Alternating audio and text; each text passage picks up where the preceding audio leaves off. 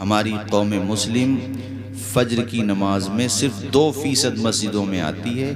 یہ فجر کی نماز سے پہلے نہیں، فجر کی اذان سے پہلے مدرسوں میں اٹھا دیے جاتے ہیں، ان کا استاذ بھی بیدار ہو جاتا ہے، یہ بھی بیدار ہو جاتے ہیں۔ تم جب ناشتہ کرتے ہو تب تک تو یہ سبق سنا کے فارغ ہو چکے ہوتے ہیں میرے بھائیوں۔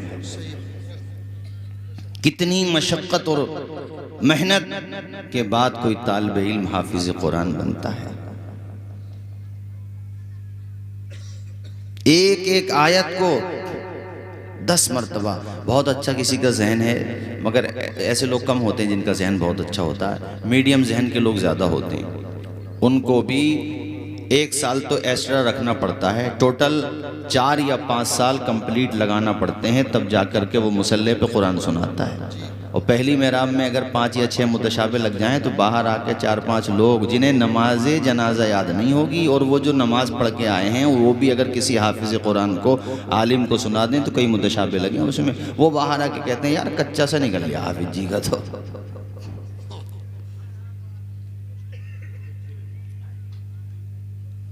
یہ پتہ نہیں ہے وہ کھڑا کہاں ہے اور کتنا پریشر ہے اس کے اوپر۔ اسے رکعتیں بھی یاد رکھنا، کتنی رکعات ہو گئیں، ہر 4 رکعات کے بعد 4 رکعتوں کے بعد اسے بیٹھنا بھی ہے، وہ بھی یاد رکھنا ہے، اور کہاں سے اس کو پکڑ لینا ہے، جو جہاں سے چھوڑا تھا وہ بھی یاد رکھنا ہے۔ تو یار وہ مشین تو نہیں ہے، انسان ہی تو ہے۔ مشین بھی ایسے وقت پہ فیل ہو جائے، یہ تو کرم ہے نبی کا جو الحمدللہ یہ حفاظ قرآن مجید سنا دیتے ہیں محراب میں کھڑے ہو کر کے۔ یہ تو حفاظ سے پوچھو آپ، جب پارہ سنا کے فارغ ہوتے ہیں اور جب وہ 20ویں تراویح مکمل ہو جاتی ہے نا تو ایسا لگتا ہے جیسے جنگ فتح کر لی۔ وطر پڑھ کے جب آتے ہیں نا تو 1-2 گھنٹہ بہت ریلیز محسوس کرتے ہیں، بہت ریلیف، اور ایسا لگتا ہے بہت سکون، مگر پھر اگلے دن کی تیاری۔ ارے کیسی سحری حافظ تطہیر صاحب، سحری افطار کی برکتیں بے شک اپنی جگہ، مگر قرآن مجید سنانے کی جو فکر ہوتی ہے، مقصد یہ ہوتا ہے۔ تو اس لیے حفاظ کو اگر متشابہ لگے، 1 یا 2 یا زیادہ بھی لگ جائیں، تو اس کی پشت پہ ہاتھ رکھ کے یہ کرو کہ حافظ صاحب بہت اچھا پڑھ رہے ہو، سمجھ میں آ رہا، متشابہ کی فکر نہ کرو، انسان ہو، غلطیاں تو ہو سکتی ہیں، متشابہ تو لگے گا۔ میں جو کہہ رہا ہوں آپ کے سمجھ آ رہا ہے کہ نہیں؟ بولو، کتنی محنت مشقت کے بعد یہ حافظ بنے۔ اس قرآن مجید کے بارے میں رب کہتا ہے کہ اگر ہم اسے پہاڑوں پہ نازل کرتے تو پہاڑ بھی ریزہ ریزہ ہو جاتا۔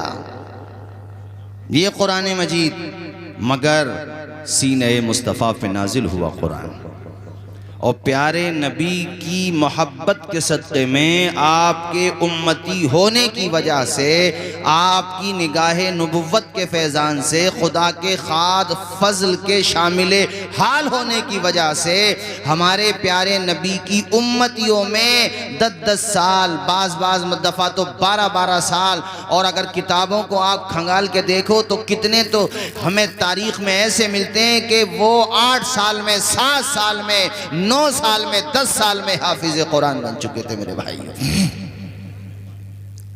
اور ابھی ماشاءاللہ ہمارے عزیزم قاری فیض الدین صاحب کے پاس ایک طالب علم حسن پور کا، کتنے سال کا ہے وہ؟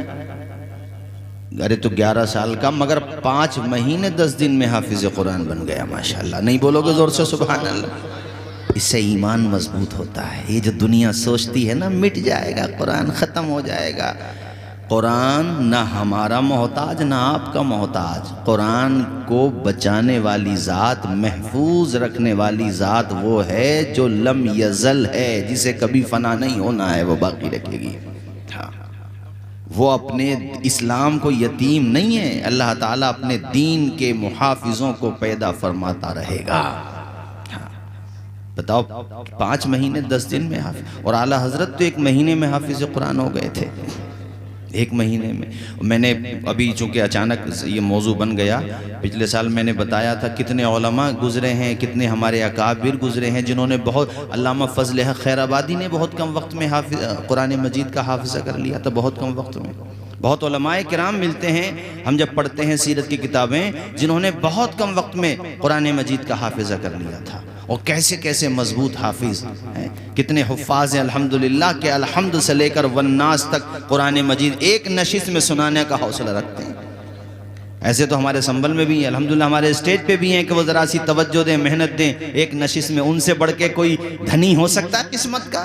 ارے دولت کسی پہ زیادہ ہو سکتی ہے، مگر وہ کتنا بلند و بالا ہے کہ ایک نشست میں پورا قرآن سنا سکتا۔ اللہ کا یا وہاں اس کا کتنا اونچا مقام ہوگا، ہیں؟ ہاں بالکل، بہت میں جانتا ہوں الحمدللہ یہ کوئی آسان کام نہیں ہے۔ قرآن کہہ رہا کہ یہ اگر کسی پہاڑ پہ بھی نازل کیا، پہاڑ بھی کیسا عظیم پہاڑ، جبلن پہ جو تنوین ہے یہ تنوین برائے تعظیم، یعنی بہت بڑا پہاڑ بھی ہوتا تو وہ بھی ریزہ ریزہ ہو جاتا خشیت خداوندی سے۔ یہ تو میرے مصطفیٰ کا سینہ ہے۔ مگر پیارے نبی پر بھی جب وحی نازل ہوتی تھی، بخاری شریف کی حدیث ام المؤمنین سیدہ عائشہ صدیقہ فرماتی ہیں کہ حضور پاک کے پیشانی سے مبارک قطرات ٹپکنے لگتے تھے پسینے کے، وحی نازل ہوتی تھی۔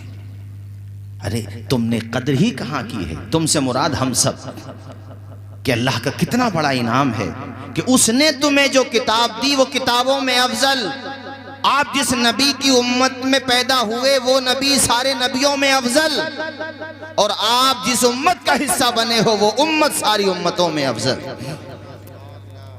اب تم ہی نہ قدرے بنے ہو تو اس کا کیا کیا جائے؟ بنیادی کام کرو، اپنے گھروں میں قرآن مجید کی تلاوت کے ماحول کو عام کرو، لازم کرو۔ قوم کی بہنیں، بیٹیاں، مائیں اس چیز کو اپنی زندگی میں اتار لیں، جیسے آج کی نسل بغیر موبائل کے نہیں رہ سکتی، اسی طرح لازم کر لو کہ ایک مرتبہ کو موبائل رہے نہ رہے مگر ہمارے گھر میں قرآن مجید کی تلاوت ہر حال میں رہنا چاہیے۔ ایک سے بڑھ کے دوسرا، ایک سے بڑھ کے دوسرا، یعنی ایک دوسرے کو قرآن مجید پڑھاؤ۔ میرے پیارے نبی نے صاف فرما دیا کہ اللہ کے نزدیک سب سے بہتر کون ہے۔ ہماری آپ کی نگاہ کے اعتبار سے، کوئی مال کے اعتبار سے، کوئی منصب کے اعتبار سے، کوئی حسن و جمال کے اعتبار سے، کوئی خاندان کی طاقت کی بنیاد پر، کوئی پولیٹیکل پاور کی بنیاد پہ افضل ہو سکتا ہے، بہتر ہو سکتا ہے، مگر میرے نبی ارشاد فرما رہے ہیں، اور یہ حدیث سیدنا عثمان غنی رضی اللہ تعالیٰ عنہ سے مروی ہے، بخاری شریف کی حدیث ہے۔ ہمارے پیارے نبی فرماتے ہیں خیرکم من تعلم القرآن وعلما، اے میرے امتیوں تم میں سب سے بہتر وہ ہے جو قرآن خود سیکھتا بھی ہے اور دوسروں کو سکھاتا بھی ہے۔ اس لیے قرآن سیکھیں اور قرآن سکھائیں۔ یہ جو مدرسے ہیں یہاں کیا ہوتا ہے، قرآن سیکھا بھی جاتا ہے، اور اونچا بولو قرآن، آواز آئے قرآن۔ اس لیے میں نے آپ سے گزارش کی ہے کہ قرآن مجید پڑھنے کا مزاج بناؤ۔ آپ کیا سمجھتے ہیں یہ سازشیں جو چل رہی ہیں، چلتی رہتی ہیں، کوئی نئی بات ہے؟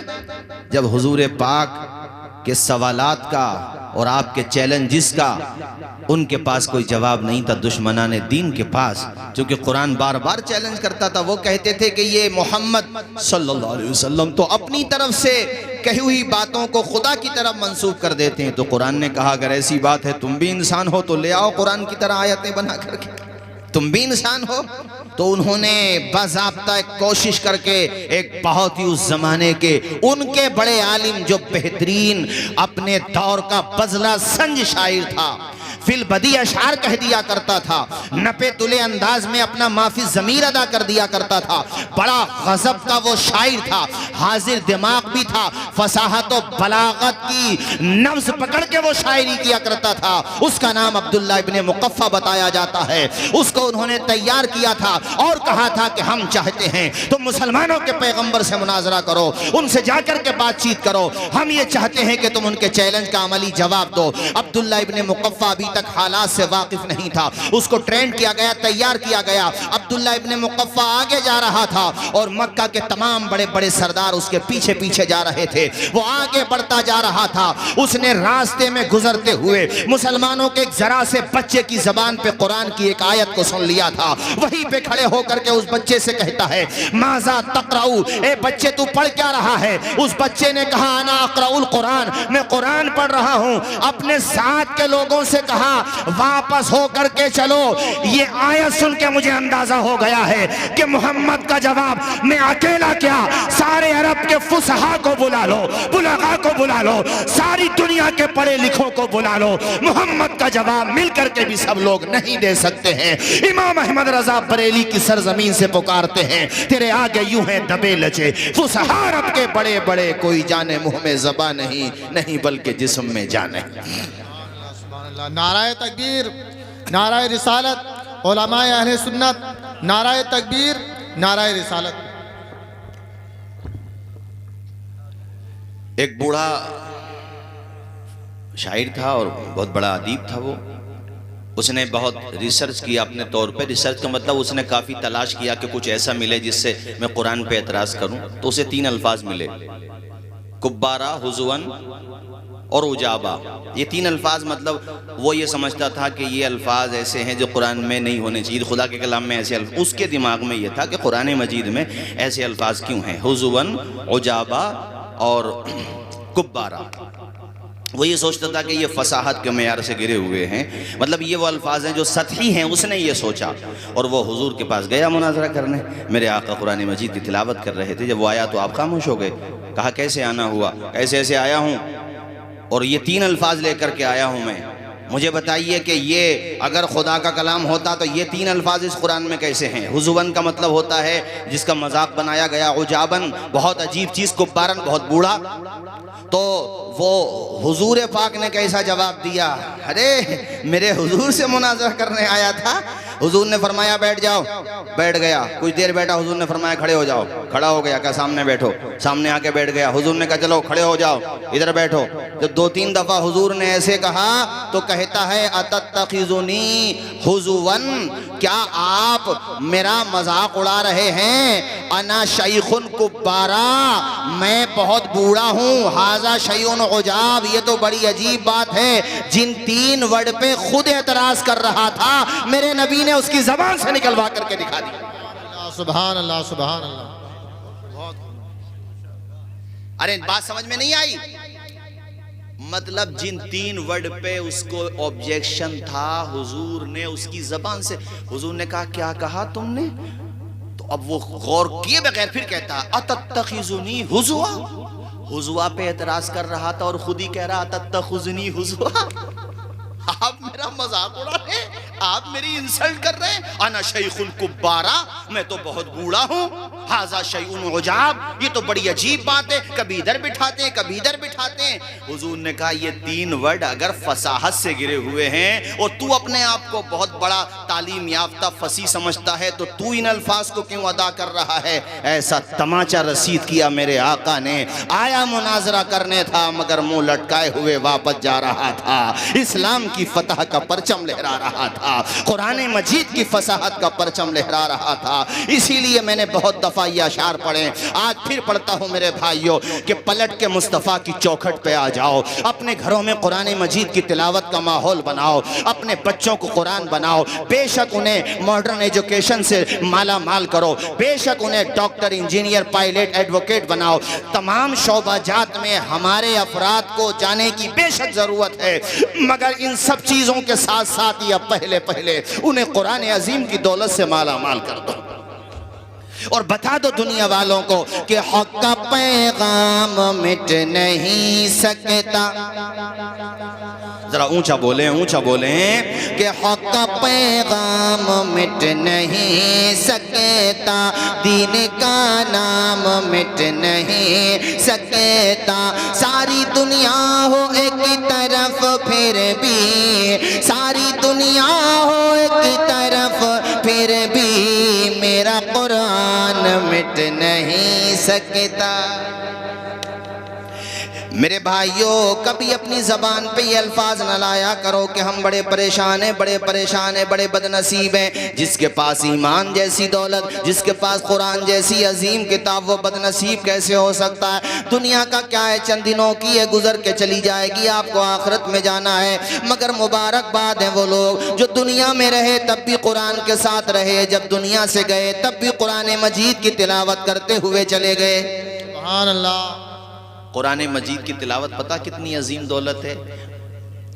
امام جلال الدین سیوطی المتوفہ 911 ہجری، انہیں اپنی کتاب شرح الصدور میں ایسے متعدد واقعات لکھے ہیں بزرگان دین کے کہ جنہیں قرآن عظیم سے والہانہ محبت تھی، والہانہ مطلب انہیں قرآن پڑھنا تھا تو پڑھنا تھا بس، یعنی قرآن عظیم کی تلاوت کا ناغہ نہیں ہوتا تھا۔ اور ہمارے لوگ کتنا پڑھتے ہیں قرآن؟ بعض ایسے بیٹھے ہوں گے یہاں پر، اور میں ماں و بہنوں سے بھی کہہ رہا ہوں کہ پورے 11 مہینے کے بعد رمضان کا چاند جب نظر آتا ہے تب انہیں قرآن کی یاد آتی ہے۔ 11 مہینے تک انہیں قرآن یاد نہیں آیا۔ رمضان شریف میں انہوں نے اٹھایا، اور بعض گھر میں اللہ معاف کرے مگر یہ بات سچ ہے اس لیے عرض کر رہا ہوں کہ بیڈ روم کے دروازے صاف ہوں گے، آپ کے پردے صاف ہوں گے، مگر جس جزدان میں قرآن رکھا ہوا ہے وہ جزدان تک صاف نہیں ہوتا ہمارے گھروں میں۔ سچ ہے تو بولو۔ اور پھر یہ شکوہ کہ گھر میں برکت نہیں آتی، یار قرآن رکھا ہوا ہے، اس کے جزدان پہ گرد و غبار جم رہا ہے تو برکت کہاں سے آئے گی تمہارے گھر میں؟ تم اگر قرآن پابندی کے ساتھ پڑھتے تو ایسا تھوڑی نہیں ہوتا جیسا آج ہو رہا ہے۔ علامہ اقبال نے بڑی اچھی بات کہی ہے، وہ فارسی کا شعر ہے، اس کے 2 مصرے ہیں، اس کا نچوڑ یہ ہے کہ ہمارے مسلمان بھائیوں نے قرآن سے بہرحال مرنا تو سیکھا، کہ یہ رواج تو آج بھی ہے کہ کسی کا دم چلے تو بیٹے قرآن پڑھے ہوئے ہیں تو بیٹے بیٹیاں گھر والے وہ نہیں ہیں تو امام صاحب کو بلائیں گے، لیکن بہرحال مرتے وقت انہیں قرآن کی یاد آتی ہے، یہ اچھی بات ہے۔ مگر آگے وہ کہتے ہیں کہ اے مسلمانوں، تم نے قرآن سے سیکھا تو صرف مرنا ہی سیکھا، ارے اس سے جینا بھی سیکھ لیتے تو تمہاری زندگی کی معراج ہو جاتی۔ مطلب قرآن سے سیکھا بھی تو مرنا ہی سیکھا، اچھی بات ہے، چلو یہاں پہ تم قرآن کے ساتھ جڑے رہے، مگر کاش تم اس قرآن سے جینا بھی سیکھ لیتے۔ وہ کون سا سبق ہے جس کا ذکر قرآن مجید میں نہ ہو؟ وہ کون سی سچویشن ہے جس سے نکلنے کا حل قرآن مجید میں نہ ہو؟ جب تم پہ ظلم ہو رہا ہو اس بنیاد پر کہ تم اپنے نبی کے امتی ہو، تم قرآن پڑھتے ہو، تم اہل اسلام ہو، تو گھبرانا نہیں۔ قرآن میں بار بار پچھلی امتوں کا تذکرہ کیوں آیا؟ اسی لیے تو آیا کہ انہیں پڑھو گے تمہیں سبق ملے گا۔ کبھی نمرود تمہارے سامنے کوئی کھڑا ہو جائے تو خوف زدہ مت ہونا، اس لیے کہ جب نمرود آتا ہے تو کوئی ابراہیم بھی آتا ہے۔ بے شک نبوت کا دروازہ بند ہو گیا مگر ان کا غلام تو کوئی آئے گا، اور اس لیول کا نمرود بھی تو نہیں آئے گا جس لیول کا تھا وہ۔ ارے بولو یار، فرعون کس لیول کا تھا بتاؤ مجھے؟ مگر آپ بتاؤ تو قرآن میں یہ بار بار تذکرہ آیا، قوم عاد کا تذکرہ، قوم سمود کا تذکرہ، قوم شعیب کا تذکرہ، قوم صالح کا تذکرہ۔ کیوں آئے یہ تذکرے قرآن مجید میں؟ حضرت یوسف علیہ السلام کا تذکرہ کہ سگے بھائیوں نے حسد کی بنیاد پر اپنے باپ کے سامنے جھوٹ بولا، اور پھر یوسف علیہ السلام کو کھیلنے کودنے کے بہانے سے لے گئے اور جا کر کے ان کو کنویں کی نظر کر دیا۔ مگر میرے رب نے دیکھو کیسے حفاظت فرمائی کہ رسی کٹ چکی تھی، اللہ نے کہا جبریل میرے یوسف کو گہرائی میں پہنچنے سے پہلے اپنے پر پہ اٹھا لیجئے۔ سبحان اللہ۔ اندھیرے میں رہے، قافلہ جا رہا تھا، انہوں نے نکالا، بازار مصر میں پیشے بھی گئے، کتنی کلفتیں کتنی پریشانیاں۔ آپ اپنے بیٹے کو 1 دن نہ دیکھیں 2 دن نہ دیکھیں پاگل ہو جائیں، اور وہاں تو پیغمبر ہیں حضرت یعقوب علیہ السلام، ان کے باپ بھی پیغمبر، ان کے دادا بھی پیغمبر، ان کے دادا ابراہیم ہیں، ان کے باپ اسحاق ہیں، اور حضرت یعقوب خود بھی نبی ہیں، اور یوسف علیہ السلام بھی نبی ہیں۔ میرے بھائیوں آپ تصور کیجئے کہ بیٹا جدا ہو چکا ہے، ادھر بیٹے کو اپنے باپ کی کتنی یاد آتی ہوگی، اور ادھر باپ کو تو اتنی یاد آتی تھی کہ ایک دور ایسا بھی آیا جب روتے روتے آنکھوں کی بینائی چلی گئی تھی۔ میرے عزیز دوستو یہ کیوں ہے قرآن میں تذکرہ؟ اسی لیے کہ کبھی تمہارے سامنے حق کی بنیاد پر سچائی کی بنیاد پر پریشانی آ جائیں تو ایمان کا سودا نہ کرنا، احساس کمتری کا شکار نہ ہونا، خوف زدہ نہ ہونا۔ یہ بات یاد رکھنا کہ جس نے ماں کے پیٹ میں 3 اندھیروں میں ہماری حفاظت کی ہے، جس نے ایک لوتھڑے سے ایک قطرے سے لوتھڑا بنایا اور پھر ہمیں انسان بنا دیا، ہمیں ماں کے پیٹ میں جس نے زندگی دی وہی خدا ہے کہ جب کوئی ساتھ دے نہ دے مگر اس خدا کا ساتھ ہمارے ساتھ ہمیشہ رہے گا۔ حضرت موسیٰ علیہ السلام اور حضرت ہارون علیہ السلام جب دونوں کو اللہ تعالیٰ نے کہا کہ جاؤ ذرا ابراہیم کے پاس جاؤ، مطلب حضرت موسیٰ اور حضرت ہارون، ہاں ان کے بھائی ہیں حضرت موسیٰ کے، ان دونوں سے اللہ تعالیٰ نے فرمایا کہ جاؤ ذرا فرعون کو جا کر کے تبلیغ کرو، دین کی دعوت دو، تو پتہ اللہ نے کیا کہا؟ جاؤ تم، اسمع و ارا، میں تمہارے ساتھ ہوں، میں سن بھی رہا ہوں اور دیکھ بھی رہا ہوں۔ ایک جگہ قرآن میں اللہ کہتا ہے وَهُوَ مَعَكُمْ أَيْنَمَا كُنْتُمْ، تم کہیں پر بھی رہو تمہارا خدا تمہارے ساتھ ہے۔ ذرا زور سے نہیں بولو گے؟ تو یہ بلیو، یہ یقین، یہ عقیدہ اپنے دماغ میں اتار لو، اپنی نسلوں کے دماغ میں اتار دو۔ تم مظلوم فلسطینی بھائیوں کو نہیں دیکھتے ہو؟ ان کے چھوٹے چھوٹے بچے، انہیں کھانے کو لقمہ نہیں ملے، لائن میں صبح سے شام تک لگے ہوئے ہیں مگر روٹی کا لقمہ نہیں ملا، انہیں ترکاری نہیں ملی، سالن نہیں ملا، پینے کو پانی نہیں ملا۔ جب پلٹ کے آتے ہیں یقیناً آنکھ میں آنسو ہوتے ہیں مگر زبان پہ شکوہ نہیں ہوتا۔ جانتے ہو کیا ہوتا؟ حسبنا اللہ، ہمارے لیے اللہ کافی ہے۔ اس کو کہتے ہیں ایمان، اس کو کہتے ہیں یقین۔ یہ سب سے بڑی دولت ہے، اس سے بڑی دولت کچھ بھی نہیں ہے میرے بھائیوں۔ قرآن میں کیوں تذکرہ بار بار آ رہا؟ روتے روتے میں نے کہا ان کی آنکھوں کی بینائی چلی گئی تھی۔ اور پھر میں بتا رہا تھا آپ کو حضرت یوسف علیہ السلام کو بازار مصر میں بیچا بھی گئے، عزیز مصر نے خرید لیا، ان کی بیوی نے تہمت بھی لگائی، جیل بھی جانا پڑا، جیل میں بھی رہے۔ اور یہاں ایک بات بتاؤں، جو علماء حق سچائی کی بنیاد پر، انصاف کی بنیاد پر اور مظلوموں کے حق کی بنیاد پر آواز اٹھاتے ہوئے پسے زندہ بھیج دیے جاتے ہیں، ان سے کبھی بدگمان مت ہونا بلکہ سوچنا کہ اللہ کی دی ہوئی توفیق سے یہ حضرت یوسف علیہ السلام کی سنت ادا کر رہے ہیں۔ ہم اپنے بھارت کی اگر بات کریں تو علامہ فضل حق خیر آبادی نے کیا کالا پانی کی سزا نہیں کاٹی؟ کیا علامہ سید کفایت علی کافی نے پھانسی کے پھندے کو نہیں چوما؟ کیا ہمارے ہزاروں علماء ذویل احترام نے کتنی عظیم سزائیں برداشت کی تو کبھی ان کے پائے استقلال میں لغزش نہیں آئی، کبھی وہ گھبرائے نہیں، چونکہ ایمان ساتھ ہے۔ ارے دنیا کا ساتھ کب تک ساتھ ہے؟ ہمارا وہ خدا ساتھ ہے جو ماں کے شکم میں بھی ہمارے ساتھ تھا، جب دم نکل جائے گا تو قبر میں بھی تو وہی ہمارے ساتھ ہوگا۔ مجھے بتاؤ قبر میں کون ساتھ جاتا؟ زور سے بولو، دوست ساتھ جاتا ہے؟ سگی ماں ساتھ نہیں جاتی، جو پراپرٹی تم نے کمائی وہ پراپرٹی بھی ساتھ نہیں جاتی، کفن کے 3 کپڑے ساتھ جاتے ہیں۔ ہاں وہاں پر بھی اگر ساتھ ہوتا ہے تو میرے خدا کا ساتھ ہوتا ہے، اور رب کے کرم سے اس کے محبوب حضرت محمد مصطفیٰ صلی اللہ علیہ وسلم کا ساتھ ہوتا ہے۔ وہ مسکرا گئے، بہاریں آ جائیں گی، حسن عمل لے کر کے گئے، عشق مصطفیٰ لے کر کے گئے، قرآن مجید کی محبت لے کر کے گئے، نماز کے سجدے لے کر کے۔ اگر تم قبر میں گئے تو بریلی سے امام احمد رضا کا لہجہ آواز دے رہا ہے، قبر میں لہرائیں گے تا حشر چشمے نور کے، جلوہ فرما ہوگی جب طلعت رسول اللہ کی۔ اور پھر دیکھو امتحان سے گزرتے رہے یوسف علیہ السلام۔ ایک دور وہ بھی آیا، آپ خواب کی تعبیر بتا دیا کرتے تھے، 2 قیدی تھے۔ جب قرآن مجید کی آیتوں کا ترجمہ بتا رہا ہوں میں، آیات کا ترجمہ اور اس کی کچھ تفسیر، ان میں سے آپ نے بتایا کہ ایک کو پھانسی ہونا، ایک کو رہا ہونا ہے۔ جس کو رہا ہونا اس سے کہا کہ ذرا اپنے بادشاہ سے میرا تذکرہ کر دینا۔ بہرحال وہ تذکرہ آیا، قحط کا دور تھا، سلیوشن بتانے کے لیے قیدی کو نکالا جا رہا ہے، اور آپ نے جو سلیوشن بادشاہ کو بتایا وہ بالکل صحیح نکلا۔ اس کا نتیجہ یہ ہوا کہ بادشاہ نے اپنے تخت پر اپنے خاندان والوں کو نہیں بٹھایا، حضرت یوسف علیہ السلام کو بٹھایا۔ اور آپ نے پہلے ہی کہہ دیا تھا کہ مجھے یہ تخت دو تاکہ میں ذمہ داری سنبھالوں، چونکہ آپ سب سے زیادہ اہل تھے۔ اور پھر آپ نے مصر کی سرزمین پر ایسا نظام حکومت چلایا کہ دنیا میں مثال دی جانے لگی، اور وہی والد محترم بھی مل گئے، اور وہ بھائی جنہوں نے آپ کو کنویں میں ڈالا تھا قدرت نے بھی وہاں تک پہنچا دیا۔ ایک دفعہ آئے، پھر گئے، پھر آئے، اور پھر راز کھلا، اور پھر وہی بھائی سجدے میں گر گئے۔ ان کی شریعت میں سجدے تعظیمی جائز تھا۔ میرے کہنے کا مقصد یہ ہے، کبھی پریشانی آئے تو گھبراؤ نہیں، آج پریشانی ہے تو کل آسانی ضرور آئے گی، آج اندھیرا ہے تو کل سویرا ضرور آئے گا۔ گہری ہے غم کی شام مگر شام ہی تو ہے۔ زور سے بولو، گہری ہے غم کی شام مگر شام ہی تو ہے۔ اور اندھیرا جتنا گہرا ہوتا ہے نا، اجالا اتنا ہی پیارا ہوتا ہے۔ ہوتا ہے کہ نہیں ہوتا ہے؟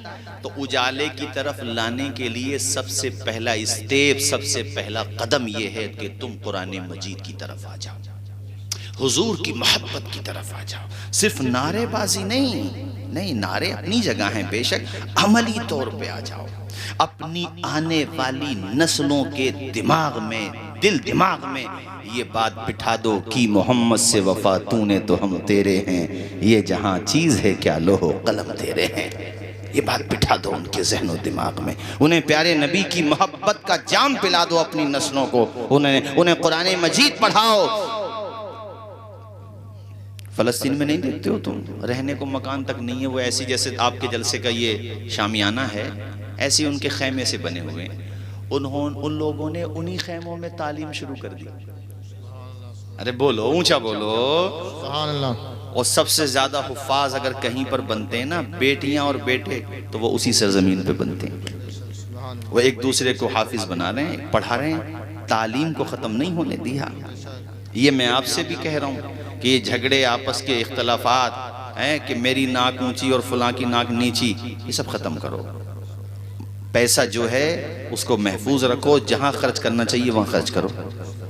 تعلیم پر اٹھاؤ, کسی کے کام آنے پہ اٹھاؤ. یہ کیا بات ہوئی کہ چند پیسے ہو گئے, گھر پہ شادی آ گئی تو ڈیجوں کے آگے ریچوں کی طرح ناچو تاکہ ہمارے غیر مسلم بھائی بھی دیکھ کے بزن ہو جائیں کہ یہ مسلمان ہیں جنہیں دیکھ کے شرمائیں یہود. ایسے حالات میں بھی بتاؤ ایسا ہو رہا کہ نہیں ہو رہا بتاؤ. تو پیسہ صحیح جگہ پہ اٹھاؤ, کامیاب جگہ پہ اٹھاؤ, اچھی جگہ پہ اٹھاؤ. اے میرے بھائیوں, نیک بنو, ایک بنو. قرآن مجید کی زیادہ سے زیادہ تلاوت کرو, روزانہ تلاوت کیا کرو, پڑھا کرو. اور ساتھ ہی ساتھ میرے بھائیوں نماز فرض ہے, نماز کی طرف آ جاؤ. مجھے بڑا دکھ ہو رہا ہے یہ بات کہتے ہوئے کہ آج بھی ہمارے یہاں مسجدیں خالی نظر آتی ہیں, صرف جمعے کے دن مسجد آباد نظر آتی ہے. کاش ہر دن 5 وقت کی نماز میں اسی طرح نمازیوں کی تعداد نظر آنے لگے جس طرح سے جمعے کے دن نظر آتی ہے, تو انشاءاللہ بہت بڑا انقلاب آ جائے. آپ لوگ 5 وقتہ نماز پڑھا کرو, نماز میں لاپرواہی نہ کیا کرو.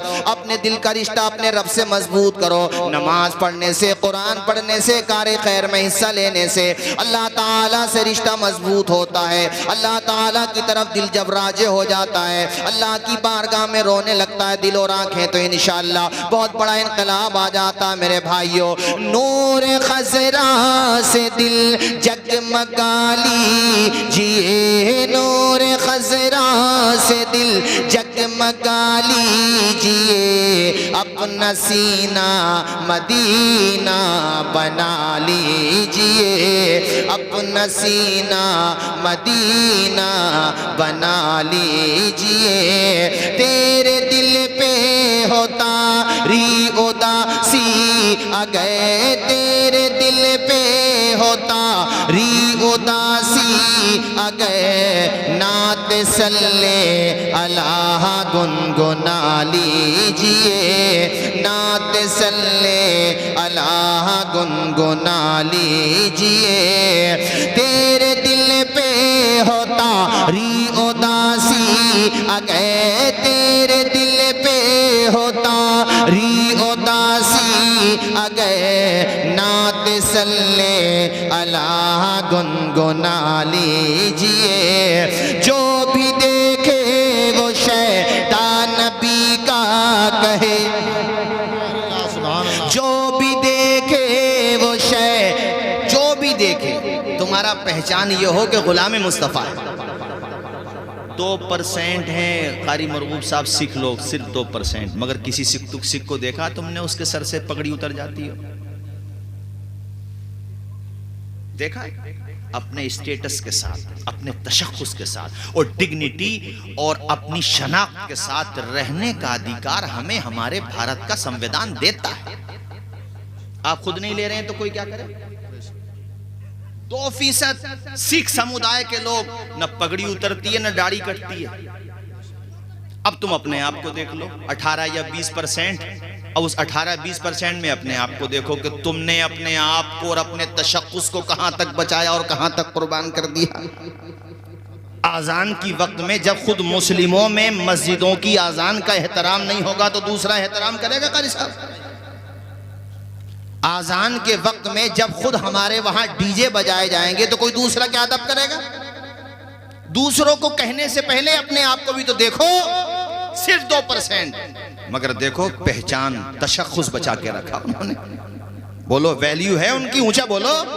کیوں؟ اس لیے کہ انہوں نے اپنی ویلیو بنائی. اور ہمارے وہاں ویلیو بنانے کا ماحول ہے, ٹانگیں کھینچنے کا ماحول ہے. ٹانگیں کھینچنے کا تو پہلے تھا, اب گردن پکڑنے کا ماحول ہے. اور کسی پہ پیسے آ جائیں، دولت آ جائے، سب نہیں، مگر ایسا بھی ہے کہ جب شہرت ملی، دولت ملی، منصب ملا، اقتدار ملا، تو کسی اور کو نہیں، اپنوں کو نقصان پہنچانا شروع کر دیا۔ پہلی بات تو کسی کو بھی نہیں پہنچانا چاہیے، ہم تو یہ کہہ رہے ہیں۔ اس لیے میں نے تم سے کہا کہ اپنی شناخت، ارے سر پہ ٹوپی رکھ کے تو چل ہی سکتے ہو، کون روک رہا ہے تمہیں؟ سنت کے مطابق داڑھی رکھ کے چلو، کون منع کر رہا تم سے؟ ہم کیوں کہیں کسی کو وہ منع کر رہے ہیں؟ جب وہ منع کر ہی نہیں رہے تو ہم کیوں کہیں؟ لیکن تم اگر اپنی شناخت بچا کے نہیں چلو گے تو ضرور منع کریں گے وہ۔ جب سب ہی رکھ لیں گے تو وہ کس سے منع کریں گے؟ جب سب کے سر پہ ٹوپی اور اسلامی تشخص ہوگا، کوئی منع نہیں کرے گا۔ ہمارے بھارت کے سنویدان نے یہ ہمیں آزادی دی ہے، تو اپنی آزادی اور اپنے قانونی حقوق کے لیے تو جد و جہد کرو، اس پہ عمل تو کرو۔ اسی لیے میں یہ شعر پڑھ رہا تھا، جو بھی دیکھے وہ شیطان نبی کا کہے، جو بھی دیکھے وہ شیطان نبی کا کہے، اپنا کردار ایسا بنا لیجئے، اپنا کردار ایسا، آپ بھی بول دیجئے، اپنا کردار ایسا بنا لیجئے، جو بھی دیکھے وہ شیطان نبی کا کہے، اپنا کردار ایسا بنا لیجئے۔ اور میں آخر میں، چونکہ حضرت کے بھی چند مبارک کلمات ہونا ہے، اچھا فیروز پور بھی ایک تاریخی گاؤں ہے بھئی، قاری سلیمان صاحب، تاریخی، یہاں کے محبت بھی، یہاں کے لوگ محبت بھی تاریخی رکھتے ہیں ماشاءاللہ۔ اور میں تو یہ چاہوں گا کہ مولانا سلیمان صاحب کو، قاری سلیمان صاحب کو اہل فیروز پور اب اس طرح سے اپنے دل دماغ میں بٹھا لیں کہ بھئی قاری صاحب جب تک اللہ نے تمہیں عمر دی ہے یہیں پر پڑھاؤ گے فیروز پور میں انشاءاللہ۔ کیوں وہ توصیف بھائی ہیں؟ اور ہمارے حافظ حاجی ناصر صاحب کدھر چلے گئے ہیں؟ اور ماشاءاللہ سبھی لوگ مجھے چہرے نظر آ رہے ہیں، سبھی شناسہ چہرے ہیں، میں کسی کا نام لوں نہ لوں، میرا خدا تو سب کی محبت کو جانتا ہے، پروردگار سب کے پیار کو جانتا ہے۔ اہل فیروز پور بڑے محنتی، اور دوسری مسجد کے بھی امام صاحب بڑے محنتی ہیں ماشاءاللہ۔ یہ جو ہیں ان کی قدر کرو، اس سال 3 حفاظ فارغ کیے ہیں، اگر تم ان کے دست و بازو بنے رہو گے تو انشاءاللہ آئندہ سال 6 حافظ قرآن بنیں گے، رب نہ چاہا، بولیے انشاءاللہ۔ اور باقی میری تقریر انشاءاللہ آپ 21 تاریخ میں جامعہ اسلامیہ خیلوم رائے ستی میں بھی سماعت کریں گے، آپ تشریف لائیے۔ حضرت مفتی اعظم سنبھل کے بارے میں مولانا کامل صاحب نے ذکر کیا، حضرت مولانا ہمارے قاری زیغم رضا صاحب نے ذکر کیا، اور بالکل صحیح کیا، بے شک اس میں کوئی شک و شبہ نہیں ہے کہ بڑی قربانیاں مفتی اعظم سنبھل کی اپنے پورے خطے کے لیے رہی ہیں پہلے ہی سے، الحمدللہ۔ مولا تعالیٰ آپ کا سایہ سلامت رکھے، عمر میں برکتیں عطا فرمائے، شفاء عاجلہ صحت کاملہ عطا فرمائے۔ میں جو تم سے بتا رہا تھا نا کہ حضور کی محبت اور آپ کی سیرت کے اعتبار سے زندگی گزارو۔ تم نے شاید میری تقریر میں سنا ہوگا، میں نے ذکر کیا ہے اس واقعے کا کئی دفعہ۔ ایک بچی اسکول میں پڑھتی تھی، تو اس نے جو ہے نا سب سے زیادہ نمبر حاصل کیے، اور اس نے اپنے کلاس میں یا شاید اپنے کالج میں ٹاپ کیا، تو اس کو انعام ملنا تھا، ظاہر ہے مینجمنٹ کی طرف سے، جو اسکول کے انتظامیہ تھے ان کی طرف سے۔ تو ڈائس پہ جب وہ اپنا پرائز لینے آئی، انعام لینے آئی، تو فیروز پور کے میرے دینی بھائیوں، نہ اس نے اپنا نقاب ہٹایا اور نہ اس نے اپنا حجاب ہٹایا۔ آپ نے یہ خبر اخبارات میں پڑھی ہوگی، تو ظاہر ہے کیسے حالات ہیں آپ جانتے ہی ہیں۔ اس سے کسی نے کہا بھی کہ یہ ٹھیک نہیں ہے، آپ جو ہے انعام اگر لینا چاہتی ہیں تو آپ کو نقاب بھی ہٹانا ہوگا یا حجاب بھی، یا دونوں میں سے ایک کے لیے کہا۔ تو اس کنیز فاطمہ زہرا نے جو جواب دیا، اس سے اندازہ ہوتا ہے کہ اس کی تربیت کرنے والی ماں بھی کنیز فاطمہ زہرا رہی ہوگی۔ اس نے جواب دیا کہ میں چند ٹکے کے انعام کو اپنے پاؤں کی جوتی پہ رکھتی ہوں، جو انعام مجھے حضرت فاطمہ زہرا کے راستے سے دور کر رہا ہو۔ یہ خبر بہت وائرل ہوئی تھی۔ تو یہ گھر کا ماحول جب تم بچپنے ہی سے ایسا بنا دو گے، اور اس نے قانون کے دائرے میں کہا کہ جب تمہیں اپنے اعتبار سے رہنے کا ادھیکار ہے، تو میں نے کون سے تمہارے اوپر ظلم کیا ہے، یا میری کمیونٹی نے تمہارے ساتھ کیا کیا ہے، مجھے بھی حق ہے۔ اس نے یہ بات برملا کہی، اخبارات میں چھپی، کافی وائرل ہوئی تھی۔ تبھی میں آپ سے کہہ رہا تھا کہ آپ لوگ حضور کی محبت کا جام خود بھی پئیں اور اپنی نسلوں کو بھی پلا دیں۔ سبحان اللہ۔ جھوم کے بولو میرے بھائیو سبحان اللہ. پڑھیں گے روزانہ نماز, بولیے روزانہ. روزانہ کا مطلب سمجھ رہے ہو نہیں, 5 وقت کی کہہ رہا ہوں میں. ہاں کبھی میں کچھ کہہ رہا ہوں اور آپ لوگ کچھ سمجھ جائیں. روزانہ 5 وقت کی, بولیے انشاءاللہ. پڑھیں گے ڈیلی نماز, ہاں اس طرح. اور ایک میں یہ کہوں گا, اب یہ بھی چینل والوں سے بھی کچھ کہہ دیتا ہوں میں, برا مت مانیو میری بات کا, تم میں سب میرے اپنے عزیز ہو, اور میں یہ اس لیے کہہ رہا ہوں کہ حالات کس طرف جا رہے ہیں اس کے اعتبار سے. خیر ان لڑکوں میں سے تو کوئی ایسا نہیں ہے, مگر ان کے ذریعے اوروں تک بات پہنچ جائے ہیں, چونکہ آج کل کیا ہے, آپ لوگ یہ سمجھتے ہیں کہ زیادہ ویور آئیں گے, زیادہ لوگ دیکھیں گے تو اس سے آمدنی کا ذریعہ بنے گا, مگر اب جو ہے تیسری آنکھ بھی دیکھ رہی ہے آپ کے جلسوں کو. تو ایک تو لائیو کے بارے میں نے اس دن حسن پور میں ہی بولا تھا, آپ لوگوں نے سنا ہوگا, اس میں میں نے کہا تھا کہ لائیو پروگرام چلنا ہی نہیں چاہیے, چونکہ کئی دفعہ غیر ارادی طور پر یا سبقت لسانی میں آدمی سوچ کچھ رہا, زبان سے کچھ نکل گیا, ایسے الفاظ نکل جاتے ہیں جو کسی کی دل شکنی کا باعث بنے, جس سے حالات متاثر ہوں اور پتہ چلے کہ بولنے والوں پہ بھی FIR ہو گئی اور جلسہ کرانے والوں پہ بھی FIR ہو گئی. بات یہ نہیں ہے کہ FIR ہو گئی, چلو وہ بھی قانونی طور پہ دیکھنا پڑتا ہے, مگر کئی دفعہ یہ غیر ضروری چیز ہے. ہاں ریکارڈ کر لیا, بعد میں اس کو کہیں پہ کمی محسوس ہو رہی ہے, لگ رہا ہے کہ بھئی یہ جملہ سبقت لسانی میں نکل گیا ہے, زبان پھسلنے کی وجہ سے نکل, کئی دفعہ ذہن حاضر نہیں ہوتا, انسان ہی تو ہے, کوئی زبان جملہ نکل جاتا ہے تو اس کو ایڈٹ کر لو اتنے حصے کو, اور پھر اسی اعتبار سے اس کو اپلوڈ کرو. بہرحال اس طرف توجہ دو. اور کئی دفعہ اس جلسوں میں کیا ہوتا ہے حافظ فرقان صاحب, کئی دفعہ ایسا ہوتا ہے جلسوں میں کچھ ظاہر انسان ہوتے ہیں, کچھ باتیں غیر مناسب ہو جاتی ہیں, تو ان میں سے خیر کوئی ایسا نہیں ہے, مگر میں نے بعضوں کو دیکھا کہ اسے اور زیادہ لگائیں گے تاکہ وہ وائرل ہو, لوگ دیکھیں اور آمدنی ہو. ارے تمہاری آمدنی کی چکر میں علماء کے ساتھ کیا معاملہ ہوتا ہے یہ بھی تو دیکھو ذرا. غیر مناسب باتیں تو مت اپلوڈ کرو اس کو. لائیو تو بالکل بھی نہیں ہو, یہ میرا مشورہ ہے, بے ضروری نہیں آپ لوگ متفق ہوں, لیکن لائیو پروگرام میں 4 سے 5 گھنٹے تک چلنے والے پروگرام میں کسی نہ کسی کی زبان سے تو کوئی نہ کوئی جملہ ایسا سرزد ہو سکتا ہے جو قابل اصلاح ہے. ہاں تو یہ میں نے کہہ دیا ان لوگوں سے, اور مجھے امید ہے. اور تھمنیل تقریر ہو رہی ہے اصلاح معاشرہ پہ, اور تھمنیل ایسا بن رہا ہے جیسا گودی میڈیا والے بنا رہے ہیں, جیسے کل ہی دنیا ختم ہو جائے گی. یعنی تقریر میں ایسا کچھ میٹر ہے ہی نہیں جیسا تھمنیل پہ بتا. ہماری تقریر میں لگا دیتے ہیں پتہ نہیں کیسے کیسے, جبکہ ہم نے وہ کچھ بولا ہی نہیں. تو اس لیے میں نے کہا ہے ان کے ذریعے بات دوسروں تک پہنچ جائے گی, اس اعتبار سے میں نے یہ بات عرض کر دی ہے. مجھے امید ہے کہ ہمارے جو حضرات اس میں ہیں, یعنی اس شعبے میں ہیں, وہ اس پہ توجہ دیں گے اور یقیناً اپنی اصلاح کریں گے. خیر مولا تعالی ہم سب کو حسن عمل کی توفیق عطا فرمائے. میں نے جو باتیں کہیں کوئی بات خلاف شرع سرزد ہو گئی, میں بھی کلمہ پڑھتا ہوں, آپ بھی پڑھ لیجئے, لا الہ الا اللہ محمد الرسول اللہ صلی اللہ علیہ وسلم. ادارے کو محنت سے چلائیے, بہت محنتی اور بہت خلوص و للہیت کے ساتھ. قاری اسی سال تو آئے تھے شاید قاری سلیمان صاحب, 1 سال میں ماشاءاللہ کافی محنت کی. محنت کرتے رہو, یہ فیروز پور والے ہیں اور ماشاءاللہ تمہیں جو ہے تنہا نہیں چھوڑیں گے الحمدللہ. تمہارے ساتھ اگر حسن پور بھی جانا پڑے گا تو چلے جائیں گے ماشاءاللہ. فیروز پور کے لوگ پہلے ہی سے بہت, فیروز پور ہو, پھلسنگا ہو, ہمارے قاری ارمان بھی تو آئے تھے پھلسنگا سے. انتقال کر گئے کیا, چلے گئے؟ اچھا چلے گئے, اب جانے والے. انتقال کا مطلب یہاں سے چلے گئے. ایک لفظ کے کئی معنی ہوتے ہیں ہمارے بھائی جان جو ہے. خیر ہاں کافی محنت کی. جی جی مولانا تدریس میں پڑھا رہے ہیں ماشاءاللہ ماشاءاللہ. یہ خیر ہمارے قاری تطہیر صاحب جو ہیں آپ کے یہاں والے, یہ مجھ سے بڑی, میں انہیں کیا کہوں, میں تو سبھی کو کہوں گا. یہ انہوں نے اس وقت اندور کے پاس ایک جگہ رہتے تھے, کیا نام ہے بھی تطہیر اس کا, دھرم پوری. ہاں اس بہت میں جاتا تھا ان کے وہاں. خیر تو اپنے وہاں کے بھی جتنے حفاظ ہیں انسان ہیں, ہم سب انسانی تو ہیں, مگر کبھی کبھی یہ بھی دیکھو یار, ہم لوگ تو پورے سال میں 1 ختم قرآن نہیں کر پاتے, یہ ہر ہفتے میں 1 ختم قرآن کر دیتے ہیں.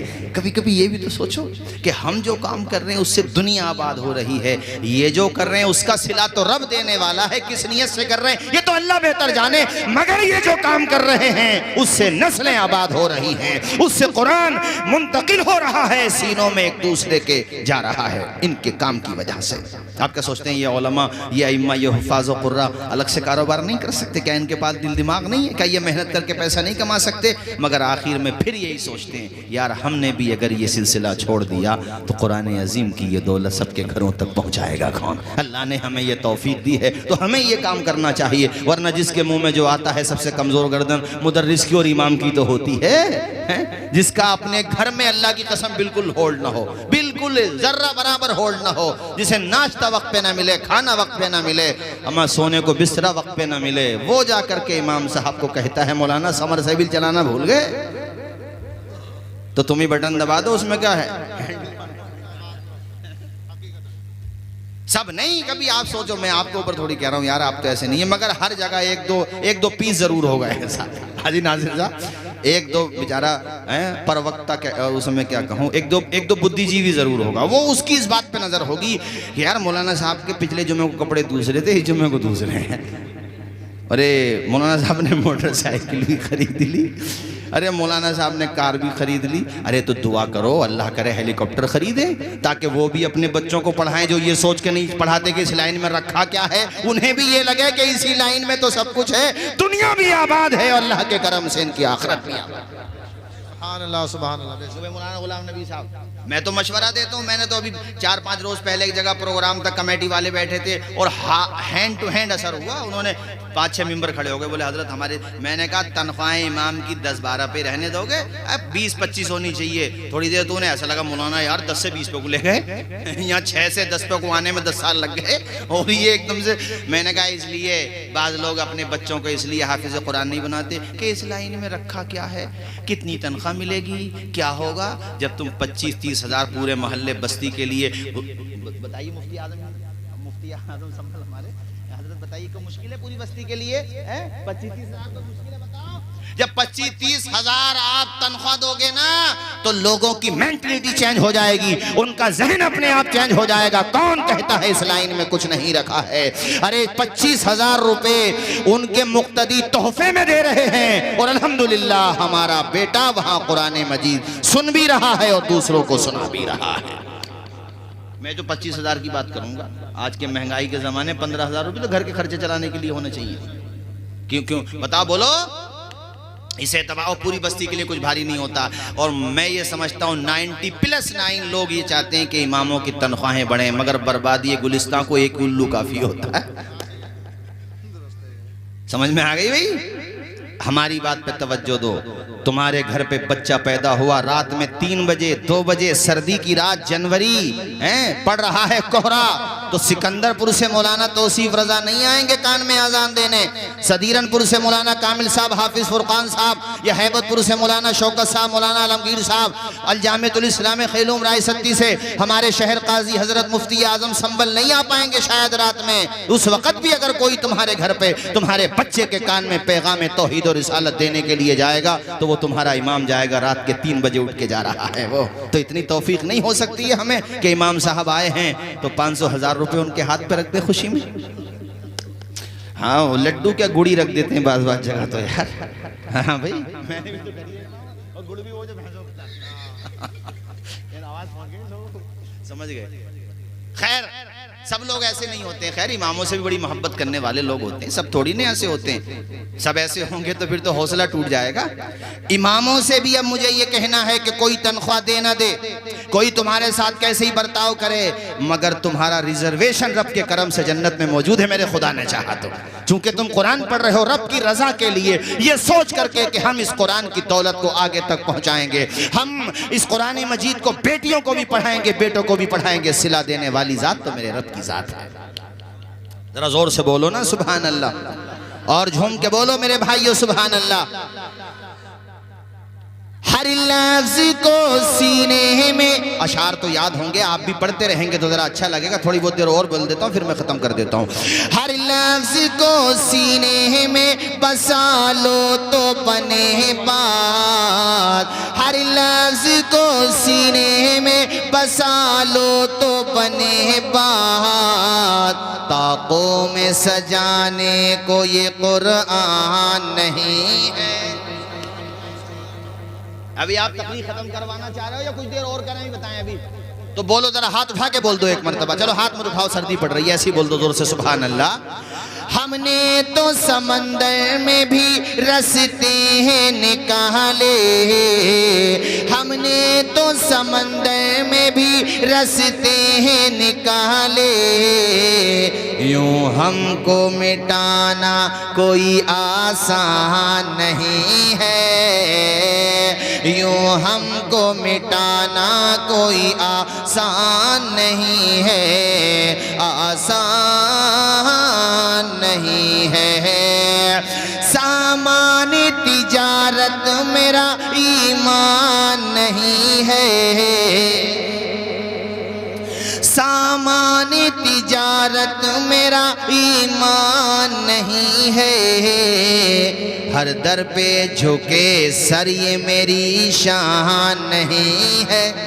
ماشاءاللہ ہمارے ڈاکٹر شکیل صاحب، دیکھو یہ علم سے محبت کی بات ہوتی ہے. خود ڈاکٹر ہیں اور ماشاءاللہ اچھے ڈاکٹر ہیں، لیکن اپنے بیٹے کو حافظ قرآن بنا رہے ہیں. الحمدللہ بولیے الحمدللہ. یہ تو من بنانے کی بات ہوتی ہے. ڈاکٹر شکیل صاحب ہمارے ماشاءاللہ، ڈاکٹر خلیل صاحب نے بھی ماشاءاللہ ایک عالم بھی بنا، ایک پڑھ رہا بھی، اور ہمارے مولانا عظیم صاحب ماشاءاللہ. یہ تو من بنانے کی بات ہوتی ہے. پڑھیں میرے ساتھ. سامان تجارت میرا ایمان نہیں ہے، ہر در پہ جھکے سر یہ میری شان نہیں ہے. اللہ میرے رزق کی برکت نہ چلی جائے، دو روز سے گھر میں کوئی مہمان نہیں ہے. رب نے ارشاد فرمایا قرآن مجید میں کہ ہم نے ہی قرآن کو نازل کیا اور بے شک ہم ہی اس کے محافظ ہیں. قرآن زندہ، قرآن کو نازل کرنے والا خدا حی و قیوم. قرآن کریم کو کوئی مٹا نہیں سکتا، قرآن کو کوئی تبدیل نہیں کر سکتا، ایک لفظ کی چینجنگ نہیں کر سکتا. قرآن مجید محفوظ ہے. قرآن مجید میں اللہ خود کہتا ہے لا تبدیل لکلمات اللہ، قرآن کو بدلا جا نہیں سکتا ہے. قول محمد قول خدا، فرمان نہ بدلا جائے گا، بدلے گا زمانہ لاکھ مگر قرآن نہ بدلا جائے گا. وما علینا الا البلاغ. السلام علیکم ورحمۃ اللہ.